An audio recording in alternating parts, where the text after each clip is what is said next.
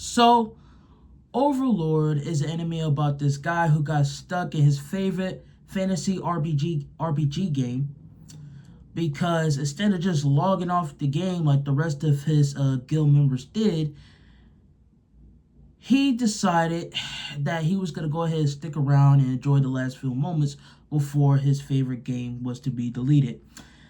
And so, doing so, he ended up deciding to take a quick nap, which then led to him oversleeping, which then now he wakes up still in the game.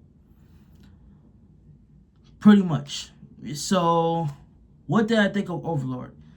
Well, I'm going to be honest with y'all. Overlord is extremely overrated. I'm just going to say it right off the bat, bro. It's overrated. The plan was to the plan was just to watch season 1 and then give my review of it based off season 1. But then I was reading how people were saying that season 2 was really good, the best season out of the 4 seasons. And then my work friend, he said, hey, give it to season 2. But I couldn't even do that. Honestly, I couldn't even finish season 1. I think the episode I left off at, I didn't even finish the episode. I think it was episode 11, where, the undead Wizard King, I'm just calling him that, but y'all know who I'm talking about. He is gathering his, world. I think these weapons are called world items or something like that. I don't really, correct me down in the comments if I'm wrong, but pretty much, yeah. So I couldn't even finish the first season. Straight up, man. And I want to say the thing is, like I said, it's overrated, extremely overrated. It's not bad, but it's not good. The best ranking I could give this anime, in my personal opinion, is okay. Overlord is an okay anime that just so happened to be an isekai. Straight up. And the reason why I say that is because just based off the first season alone, I could tell that there's not going to be any... It's just... Watching this anime, I could tell off the bat it's going to be a rinse, repeat process with our main character and his subordinates just overpowering everyone. Straight up, bro. It gave me One Punch Man vibes. But at least with One Punch Man, they managed to make the supporting characters interesting. They managed to actually, work off the fact that this dude is extremely overpowered. You know what I'm saying? They managed to find a way to work off of that and actually make the entire story interesting, especially using the side characters and supporting characters. But with Overlord, it's not like that at all. No, he's overpowered.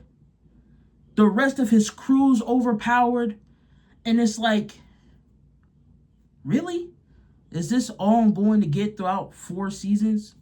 Because if so, I don't think I could do it. So I found myself really losing interest, bro. Even the anime itself doesn't take itself seriously. This dude, bro. So pretty much he's the bad guy playing the good guy. So during the time he was playing the good guy, they were going to this village, and by the village is the woods, and there's supposed to be this mythical creature, wise mythical creature, right? That just scares all the other creatures away. Like for real, he's bad news. He was even warned, hey man, just don't kill it. Like I said, they don't even know if he can really take it on or not. But obviously, as the viewer, we know he could easily defeat it because he's overpowered. But they don't know that, right, at the moment. So, turns out this all-powerful, wise, mythical creature, you know what it was? A giant freaking hamster. They hyped this mythical creature up to be a hamster, bro. I kid you not, bro. And then all this build up with these villains, bro, they just beat him like that. And what makes me mad is that they pulled me in, making me think like, oh, these guys are going to be an actual challenge for them. Nope. This witch doctor guy, he got beat the moment, I don't remember his name. The undead skull wizard guy said, All right, let's show them what we're really all about. Once she got the word to go ahead and stop holding back, she just pretty much bliss him and gets it done over with.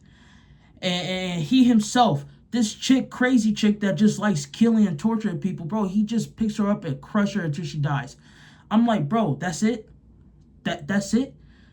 And then again, like I said, I left off in episode 11. Bro, in the previous episode, episode 10, we're with the lolly vampire chick, right? I'm thinking to myself, okay, let's see what she's all about.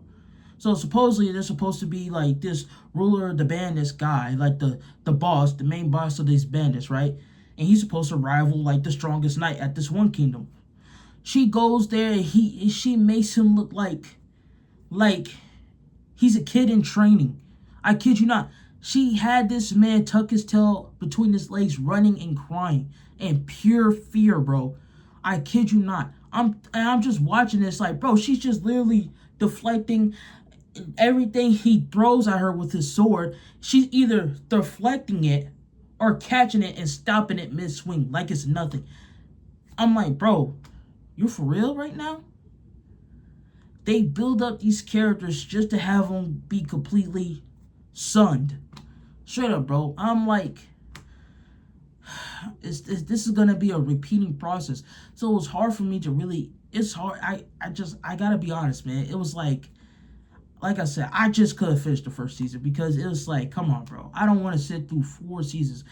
I was going to try to give it 2, but I just couldn't, bro. Even though they said the second season is the best, I just couldn't, bro. I was like, because I really don't want to sit here and see the exact same thing over and over. It would have been one thing if the main character himself was the only one that was overpowered, you know, and the rest of his crew, his subordinates, weren't. But bro, they're all overpowered, bro. They're all overpowered. There's no real challenge in this new world for him. No one can take him on, bro. So episode 11, like I said, he was gathering the world's items. I believe that's what they're called. Correct me if I'm wrong down in the comments. The reason why he's doing this is because guess what? The lolly vampire chick it has been mind controlled, which is shocking because they're so overpowered. So it seems like she's been mind controlled, and coincidentally, he had a ring where he could make a wish to just go ahead and undo whatever holds her in the mind control's grasp. Now, this is where I thought something was gonna interesting happen because I was like, wow, I didn't expect something like this to happen. What a twist. And he like, bro, he was mad, kicking the dirt and stuff, just throwing a temper tantrum, being mad because he couldn't undo it with that magical wishing BS ring of his. So I'm like, okay, cool. And he's like, there's only one thing that could stop this. But I didn't think it would be possible for this world to have it. A world item. A world item. And I was like, okay, so how are we going to deal with it? I'm just going to go to our treasury where I have several world items.